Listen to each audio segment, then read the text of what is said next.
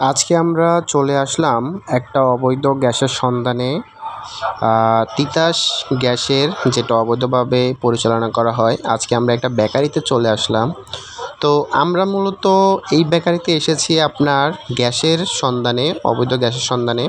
তো আসার পর যেটা চোখে পড়তেছে, যেটা দেখতেছি আমরা, আসলে ভিডিওতে আপনাদের ভালোভাবে দেখাতে পারতেছি না।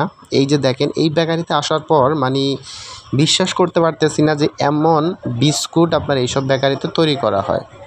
বেকারির অবস্থাটা দেখেন, এই যে ফ্যাক্টরিটার অবস্থাটা দেখেন, এত নোংরা, অস্বাস্থ্যকর একটা পরিবেশে তৈরি হচ্ছে। এই যে আমাদের প্রিয় বিস্কুট, এই যে এই বিস্কুটগুলো কিন্তু ভালো দাম, আর এগুলো কিন্তু ভালো ভালো বেকারিতে, ভালো ভালো দোকানে পাওয়া যায়। তো আপনাদের একটু ঘুরে ঘুরে দেখাই পরিবেশটার অবস্থা কেমন। দেখেন কি নোংরা, আপনারা মোবাইলে কেমন দেখতে পাচ্ছেন আমি বুঝতে পারতেছি না, বাট সামনে থেকে দেখতেছি তো খুবই খারাপ লাগতেছে। এই যে দেখেন, এখানে আপনার টেবিলের উপরে আটা, এগুলো হলো আটা কালিজিরা দেওয়ার, খোলামেলা, একবারে খোলামেলা, কোনো পরিবেশ নেই, কোনো সৌন্দর্য নেই। এই যে দেখেন, এগুলো সব আটা দলা দলা করে ফেলে রাখছে কেটে কেটে। এই যে এখানে আরও আছে। তো এই আটা আপনার এই যে খোলামেলা রাখে। আর এখানে দেখেন বিস্কুটের মতো করে রেখেছে। এই যে দেখেন মাছি বসে আছে। দেখেন এগুলা আমাদের খাওয়াবে। এই বিস্কুটগুলাই বেকারিতে যখন নেয় অনেক দামে বিক্রি করা হয়। আসলে তলের বিড়াল বেরিয়ে আসলো। এ হলো বাদাম।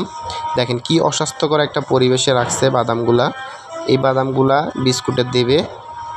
তো আরেকটু সামনে যাই। এ হলো চিনির বস্তা। দেখেন খোলামেলা, মাছি মশা যে যেভাবে পারতেছে অসুখ বিসুখ ছড়াচ্ছে।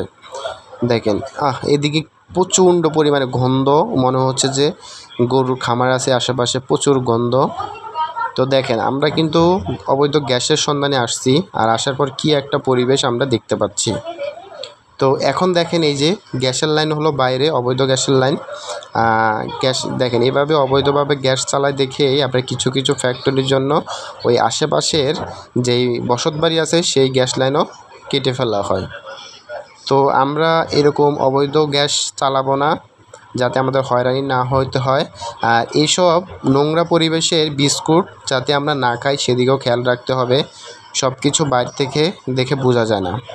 তো আজকের ভিডিওটা এই পর্যন্তই। ভালো থাকবেন, সুস্থ থাকবেন, আল্লাহ হাফেজ।